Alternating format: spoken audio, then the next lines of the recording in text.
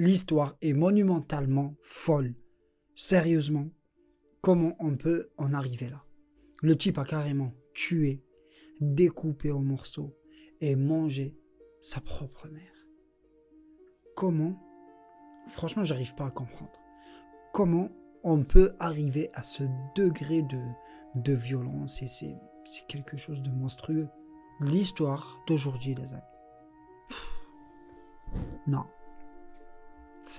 Franchement, c'est quelque chose de fou. Quelque chose de fou. Je vous mens pas. Et je suis bouche bée. Et aussi, désolé. Mes doigts dégueulasses. Désolé, les amis. Alberto Gomez est né en 1993 à Madrid. Petit, c'était un enfant comme les autres. Il a grandi, lui, son frère et sa mère. Ils ont perdu leur père alors qu'ils étaient jeunes. Bref, au début, rien ne pouvait prédire que cet enfant-là, Alberto Gomez, allait tourner, mais vraiment tourner, mais au mal absolu. Rien du tout.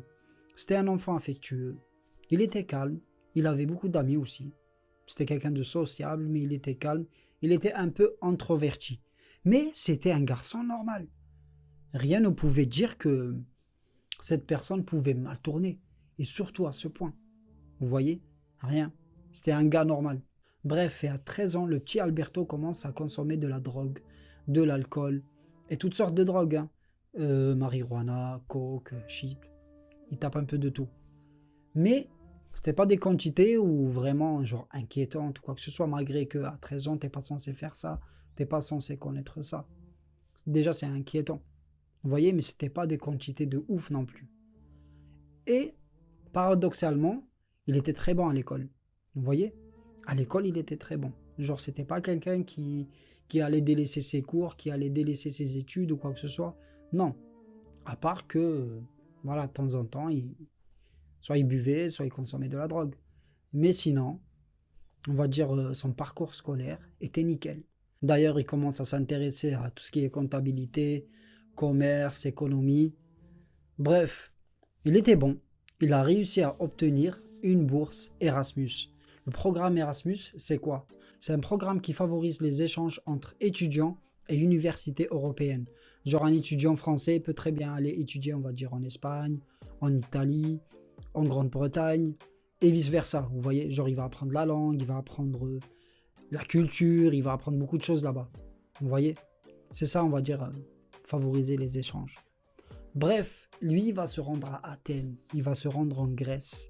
Une fois là-bas à Athènes, il a son propre appartement, il a sa propre bourse. En fait, il avait tous les outils pour réussir. Et au lieu de tirer profit au maximum de ses avantages, Alberto, il va faire quoi? Lui, il va sombrer dans la drogue et l'alcool. Tellement sa consommation de drogue et d'alcool va être inquiétante. Le petit Alberto commence à perdre la tête. Et pourquoi, les amis? Parce que là-bas, il a fait connaissance d'un type. Et ce type-là, il va lui présenter une drogue, les amis. Et cette drogue, c'est la pire de toutes, la flaca, les amis. Je peux pas comment la qualifier, genre de... C'est de la merde. Carrément, c'est de la merde. C'est une drogue synthétique hallucinogène 10 fois plus puissante que la cocaïne, les amis. Sachez-le, elle est très très puissante et aussi beaucoup moins chère que la cocaïne.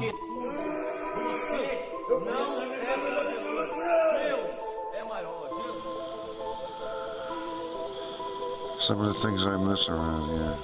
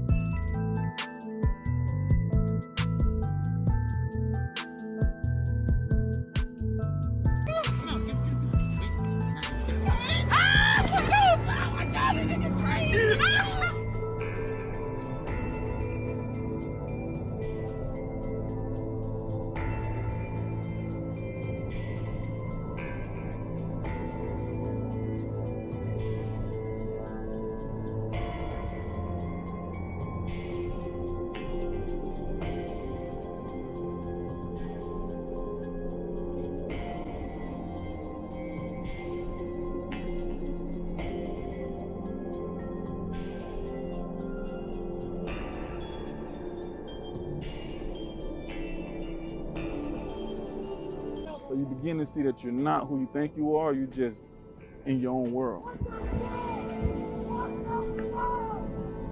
What the fuck?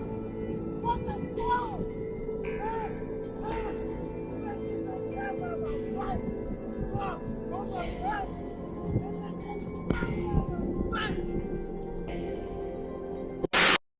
Et voilà ce que Monsieur Alberto Gomez a consommé. Réellement, la drogue du démon.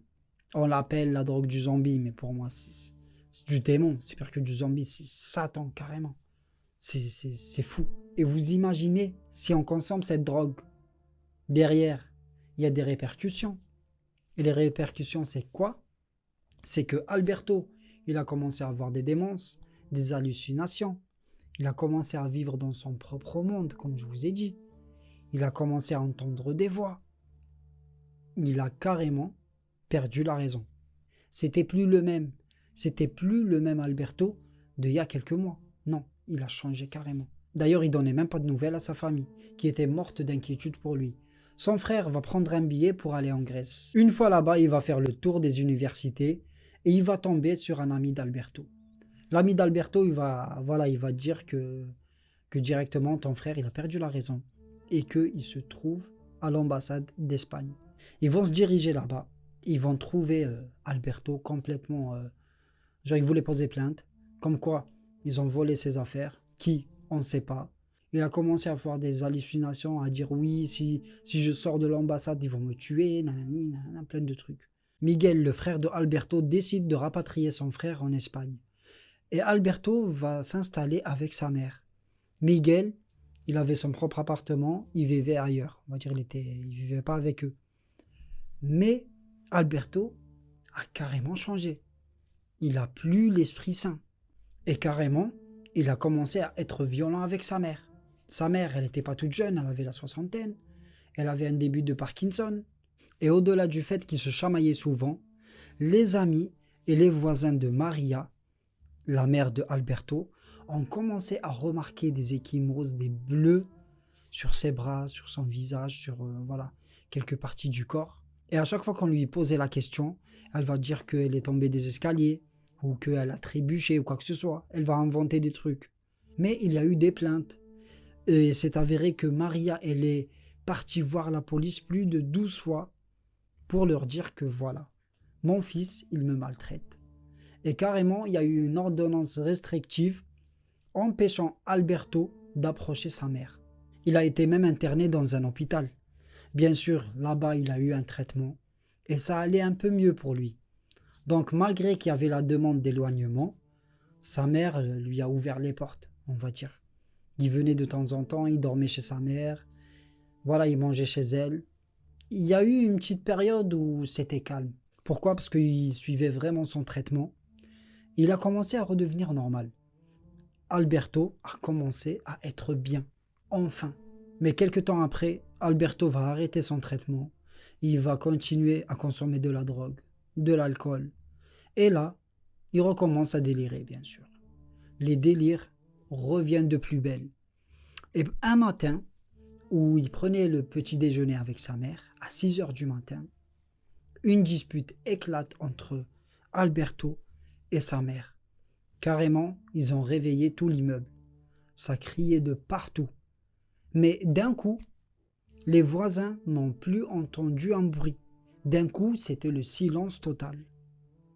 Et après ça, les voisins ils remarquent que Alberto n'est plus accompagné de sa mère. Et que Maria, elle sortait plus le chien. Et qu'on ne la voyait plus. Petit à petit, les voisins commencent à remarquer l'absence de Maria. Voilà, ça devient bizarre. D'habitude, c'est Maria qui sortait le chien. Et c'est elle qu'on la voyait plus souvent dehors. Et le 21 février 2019, une amie et une voisine de Maria décident d'aller voir la police pour leur dire que ça fait 1 mois qu'elle essaye de joindre son amie, Maria. Elle n'arrive pas, ni au téléphone, ni chez elle. Maria Solcedo était introuvable, alors que c'est pas dans ses habitudes. D'habitude, c'est elle qui sort le chien, on la retrouve au bar, elle va faire ses courses, et tout le temps, elle téléphonait à son amie. Mais cette fois, D'un coup, Maria donnait plus de nouvelles, plus de signes de vie depuis un mois. Bref, les policiers vont se rendre à l'appartement. Ils connaissent très bien l'adresse. Ils avaient l'habitude d'y s'y rendre pour calmer Alberto et sa mère. Et à chaque fois, il y avait des plaintes, donc ils connaissaient très bien les lieux. Bref, une fois là-bas, ils vont toquer à la porte. Alberto ne veut pas ouvrir. C'est lui, il va répondre aux policiers. Il va dire que j'ouvre. Non, j'ouvre pas. Je veux pas ouvrir, cassez-vous. Les policiers insistent. Et après insistance, il va ouvrir la porte. Il va courir jusqu'au fond de l'appartement. Il va plus bouger. Il était comme si il était tétanisé. Les agents de police vont rentrer dans l'appartement et ils vont poser la question à Alberto pour savoir où est sa mère. Alberto va déclarer que sa mère est morte et elle se trouve à l'intérieur de l'appartement. Les policiers s'attendent à trouver un corps. Il y a du sang partout. Et la maison, elle est en bordel total. C'est un désordre pas possible. Et ça puait aussi. Bref, ils pensaient trouver un corps. Parce qu'il y avait du sang partout. Sauf qu'il n'y a pas de corps. Il n'y a rien du tout. Ils vont dans la chambre de Maria. Il n'y a pas de corps, il n'y a rien. À part qu'il y a du sang partout. Et une fois en cuisine, ils vont trouver les mains, la tête de Maria et quelques parties du corps dans une poêle, les amis. Dans une poêle, stockée, on va dire, dans le placard. Vous imaginez le délire. Et il y avait plein de morceaux de viande un peu partout dans l'appartement. Et je vous laisse imaginer, c'était quoi la viande? C'était la chair humaine. Carrément, Alberto a tué sa mère. Il l'a découpée en morceaux. Il se nourrissait, lui et son chien, il se nourrissait de sa mère. Il mangeait sa mère, carrément. Si c'est pas un truc de fou. Alberto déclare que après une dispute avec sa mère, du bon matin, dès qu'elle a eu le dos tourné, il est parti, il lui a sauté au cou, il l'a serré fort. Il l'a serré fort, il voulait l'étrangler, il voulait la tuer. Bien sûr, il a tué sa mère. Après, il a pris une scie, il a commencé à découper sa mère en morceaux.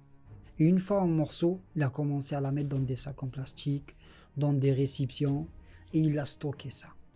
Pourquoi? Pour se nourrir de la chair de sa mère. C'est un truc de fou. Il va déclarer que des fois, il mettait ça à la poêle, voilà, et des fois, il mangeait ça cru avec son chien. Imaginez le délire. Clairement, Alberto a tellement perdu la tête à cause de la drogue qu'il consommait, qu'il a fini par tuer et manger sa mère. Et le pire, c'est que pendant ses aveux, Alberto était étrangement calme. Il n'était pas en panique, il était serein. Il racontait sa version en mode au calme. Le type, il a découpé, mangé sa mère, mais il était au calme. Carrément, il va déclarer que de temps en temps, il mangeait la chair de sa mère avec des frites. Genre, il faisait des steaks frites, le type. Je sais pas, j'ai pas de mots. Franchement, j'ai pas de mots. C'est chaud. C'est un truc de fou. Bon, les amis, une petite devinette.